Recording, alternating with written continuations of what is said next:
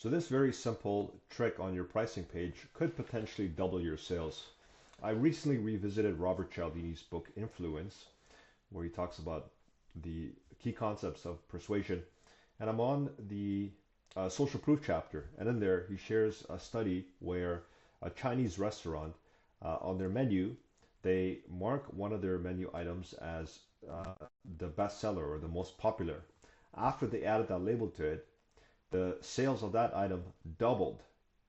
Nothing else changed, just because that label it doubled. And what's happening there is that it's social proof. If something is popular, then it must be good. If other people have made the decision that item is good and are buying it, then it's a heuristic. It's a mental shortcut.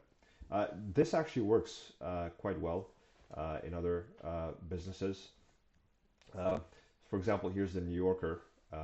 They labeled this middle option as their most popular, and the reason they do this is because it uh, you could probably understand this intuitively. Without that, it's a tough choice. It takes too much processing to figure out which one to go to.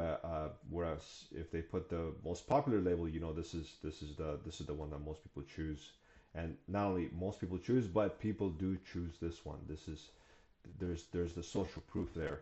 Um, so this is quite common in the B2C context. Another common example is Amazon.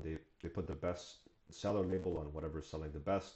Now, obviously, in this case, the item is already selling well, but by putting the label on, they really turbocharge that item's sales. So I would probably guess that after they put this bestseller label on, sales of this item probably at least would have doubled at least, I think. There are actually not that many studies done on this with numbers for some reason. I'm guessing these companies don't want to share what they found because they've probably A/B tested this stuff. But in the case of that Chinese restaurant example, that was a study that was done. But in terms of these brands, they probably don't want to share their data.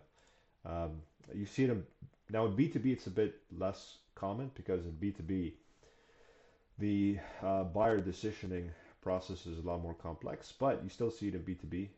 For example, here's Zendesk. They labeled this plan most popular, and you could be sure that they A/B tested this. And here's Shopify.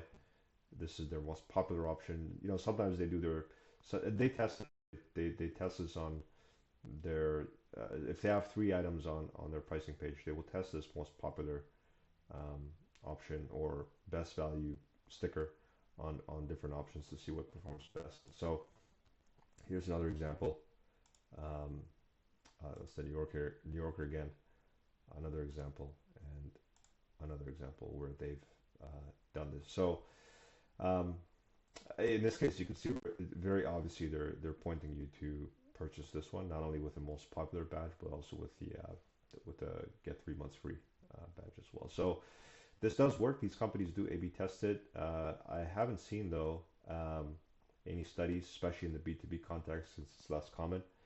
So I turn it over to you guys if you have seen any studies on this, or if you are testing yourself, if you are doing A/B testing with this most popular label, and if you're finding that it is a bit of a pricing page hack, growth hack.